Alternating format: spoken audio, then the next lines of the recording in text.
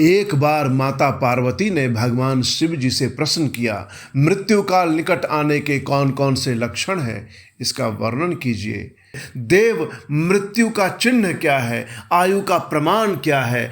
नाथ, यदि मैं आपकी प्रिया हूं तो मुझे वे सब बातें बतलाइए। महादेव जी ने कहा, प्रिय, यदि अकस्मात शरीर सब ओर से सफ़ेद या पीला पड़ जाए और ऊपर से कुछ लाल दिखे तो यह जानना चाहिए कि उस मनुष्य की मृत्यु 6 महीने के भीतर हो जाएगी। शिवे, जब मुंह, कान, नेत्र और जिह्वा का स्तंभन हो जाए तब भी 6 महीने के भीतर ही मृत्यु जाननी चाहिए। भद्रे, जो रूरू मृग के पीछे होने वाली शिकारियों की भयानक आवाज़ को भी जल्दी नहीं सुनता, उसकी मृत्यु भी 6 महीने के भीतर ही जाननी चाहिए। जब सूर्य, चंद्रमा या अग्नि के सानिध्य से प्रकट होने वाले प्रकाश को मनुष्य नहीं देखता, उसे सब कुछ काला काला अंधकाराक्षण ही दिखाई देता है, तब उसका जीवन 6 मास से अधिक नहीं होता। देवी, प्रिय, जब मनुष्य का बायां हाथ लगातार 1 सप्ताह तक फड़कता ही रहे तब उसका जीवन 1 मास ही शेष है, ऐसा जानना चाहिए। इसमें संशय नहीं है। जब सारे अंगों में अंगराई आने लगे और तालू सूख जाए तब यह मनुष्य 1 मास तक ही जीवित रहता है, इसमें संशय नहीं है। त्रिदोष में जिसकी नाक बहने लगे उसका जीवन 15 दिन से अधिक नहीं चलता। मुंह और कंठ सूखने लगे तो यह जानना चाहिए कि 6 महीने बीतते बीतते इसकी आयु समाप्त हो जाएगी। भामिनी, जिसकी जीभ फूल जाए और दांतों से मवाद निकलने लगे, उसकी भी 6 महीने के भीतर ही मृत्यु हो जाती है। इन चिन्हों से मृत्यु काल को समझना चाहिए। सुंदरी, जल, तेल, घी तथा दर्पण में भी जब अपनी परछाई ना दिखाई दे या विकृत दिखाई दे तब काल चक्र के ज्ञाता पुरुष को यह जान लेना चाहिए कि उसकी भी आयु 6 मास से अधिक शेष नहीं है। देवेश्वरी, अब दूसरी बात सुनो जिससे मृत्यु का ज्ञान होता है। जब अपनी छाया को सिर से रहित देखे अथवा अपने को छाया से रहित पाए तब वह मनुष्य 1 मास भी जीवित नहीं रहता। पार्वती, ये मैंने अंगों में प्रकट होने वाले मृत्यु के लक्षण बताए हैं। भद्रे, अब बाहर प्रकट होने वाले लक्षणों का वर्णन करता हूँ। सुनो देवी, जब चंद्रमंडल या सूर्यमंडल प्रभाहीन एवं लाल दिखाई दे तब आधे मास में ही मनुष्य की मृत्यु हो जाती है। अरुंधति, महायान, चंद्रमा, इन्हें जो ना देख सके अथवा जिसे ताराओं का दर्शन ना हो, ऐसा पुरुष 1 मास तक जीवित रहता है। यदि ग्रहों का दर्शन होने पर भी दिशाओं का ज्ञान ना हो, मन पर मूढ़ता छाई रहे तो 6 महीने में निश्चय ही मृत्यु हो जाती है। यदि उतध्य नामक तारका, ध्रुव का अथवा सूर्यमंडल का भी दर्शन ना हो सके, रात में इंद्रधनुष और मध्या में उल्कापात होता दिखाई दे तथा गीध और कौवे घेरे रहे हो तो उस मनुष्य की आयु 6 महीने से अधिक ही नहीं है। यदि आकाश में सप्तऋषि तथा स्वर्ग मार्ग छाया पथ ना दिखाई दे तो कालज्ञ पुरुषों को उस पुरुष की आयु 6 मास ही से समझनी चाहिए। जो अकस्मात सूर्य और चंद्रमा को राहु से ग्रस्त देखता है और संपूर्ण दिशाएं जिसे घूमती दिखाई देती है वह अवश्य ही 6 महीने में मर जाता है। यदि अकस्मात नीली मक्खियां आकर पुरुष को घेर ले तो वास्तव में उसकी आयु 1 मास ही शेष जाननी चाहिए। यदि गीध, कौआ अथवा कबूतर सिर पर चढ़ जाए तो वह पुरुष शीघ्र ही 1 मास के भीतर ही मर जाता है, इसमें संशय नहीं है। देवी पार्वती ने कहा, प्रभु, काल से आकाश का भी नाश होता है, वह भयंकर बड़ा विकराल है, वह स्वर्ग का भी एकमात्र स्वामी है। आपने उसे दग्ध कर दिया था, परंतु अनेक प्रकार के स्तोत्रों द्वारा जब उसने आपकी स्तुति की तब आप फिर संतुष्ट हो गए और वह काल पुनः अपनी प्रकृति को प्राप्त हुआ, पूर्णतः स्वस्थ हो गया। आपने उससे बातचीत में कहा, काल, तुम सर्वत्र विचरोगे किंतु लोग तुम्हें देख नहीं सकेंगे। आप प्रभु की कृपा दृष्टि होने और वर मिलने से वह काल जी उठा तथा उसका प्रभाव बहुत बढ़ गया है। अतः हे महेश्वर, क्या यहाँ कोई ऐसा साधन है जिससे उस काल को नष्ट किया जा सके? यदि हो तो मुझे बताइए, क्योंकि आप योगियों के शिरोमणि और स्वतंत्र प्रभु हैं। आप परोपकार के लिए ही शरीर धारण करते हैं। शिव बोले, देवी, श्रेष्ठ देवता, दैत्य, यक्ष, राक्षस, नाग और मनुष्य किसी के द्वारा भी काल का नाश नहीं किया जा सकता।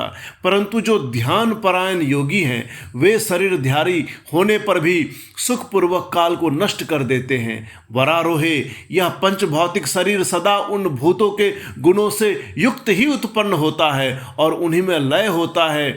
मिट्टी की देह मिट्टी में ही मिल जाती है। आकाश से वायु उत्पन्न होती है, वायु से तेज तत्व प्रकट होता है, तेज से जल का प्रागट्य बताया गया है और जल से पृथ्वी का आविर्भाव होता है। पृथ्वी आदि भूत क्रमशः अपने कारण से लीन होते हैं। पृथ्वी के 5, जल के 4, तेज के 3 और वायु के 2 गुण होते हैं। आकाश एकमात्र शब्द ही आकाश का गुण है।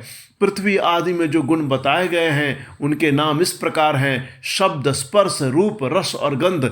जब भूत अपने गुण को त्याग देता है तब नष्ट हो जाता है और जब गुण को ग्रहण करता है तब उसका प्रादुर्भाव हुआ बताया जाता है। देवेश्वरी, तुम इस प्रकार तुम 5 भूतों के यथार्थ स्वरूप को समझो। देवी, इस कारण काल को जीतने की इच्छा वाले योगी को चाहिए कि वह प्रतिदिन प्रसन्नतापूर्वक अपने अपने काल में उसके अंशभूत गुणों का चिंतन करे। योगवेता पुरुष को चाहिए कि सुखद आसन पर बैठकर विशुद्ध श्वास प्राणायाम द्वारा योगाभ्यास करे। रात में जब सब लोग सो जावे उस समय दीपक बुझाकर अंधकार में योग धारण करे।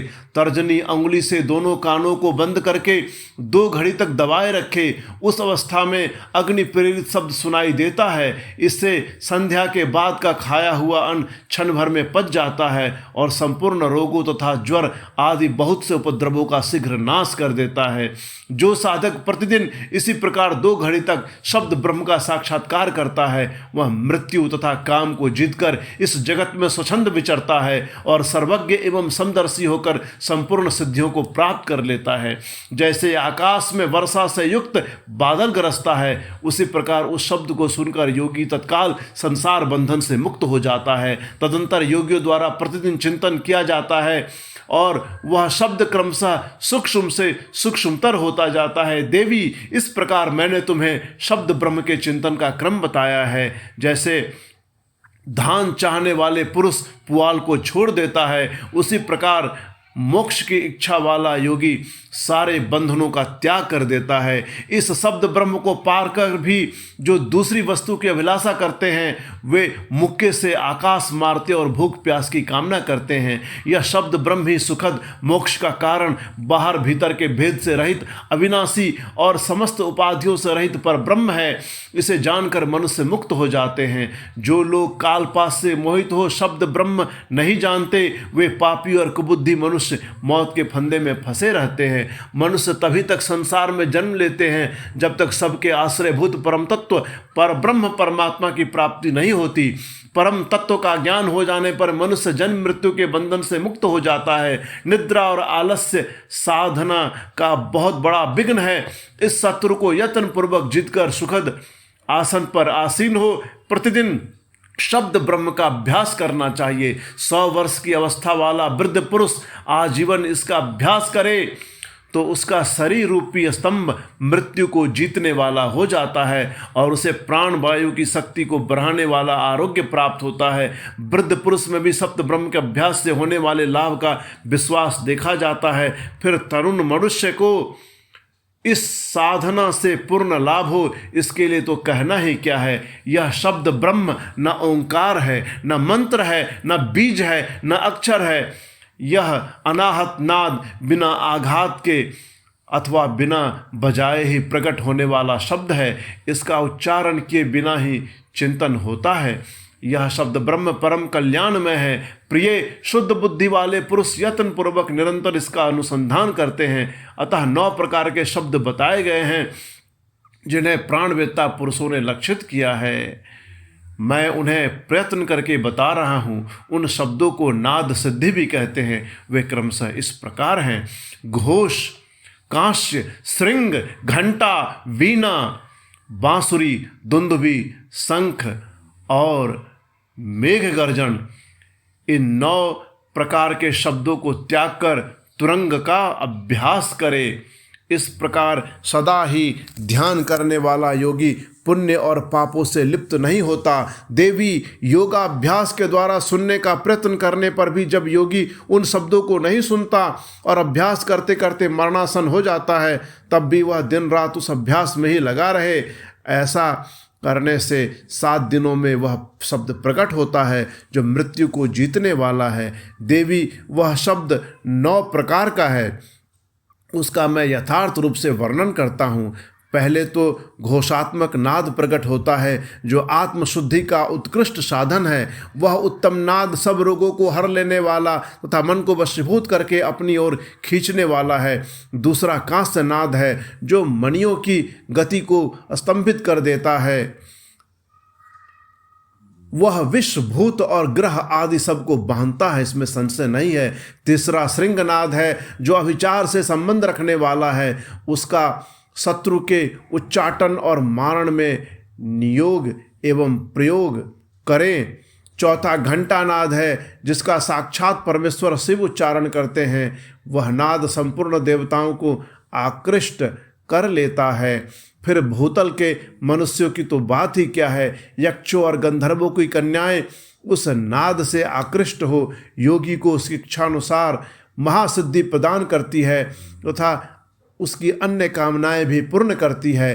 5वां नाद वीणा है जिसे योगी पुरुष ही सदा सुनते हैं।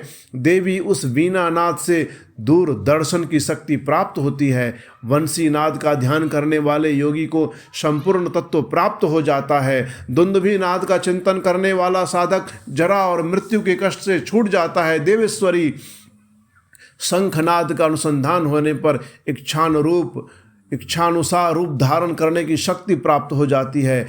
मेघनाद के चिंतन से योगी को कभी विपत्ति का सामना नहीं करना पड़ता। वरानने जो प्रतिदिन एकाग्रचित से ब्रह्मरूपी तुंकार का ध्यान करता है उसके लिए कुछ भी असाध्य नहीं होता, उसे मनोवांछित सिद्धि प्राप्त हो जाती है। वह सर्वज्ञ सर्वदर्शी और इच्छा अनुसार रूपधारी होकर सर्वत्र विचरण करता है, कभी विकारों के वशीभूत नहीं होता। वह साक्षात शिव ही है, इसमें संशय नहीं है। परमेश्वरी, इस प्रकार मैंने तुम्हारे समक्ष शब्द ब्रह्म के नवधा स्वरूप का पूर्णतया वर्णन किया है। ओम श्री शिवार्पणमस्तु।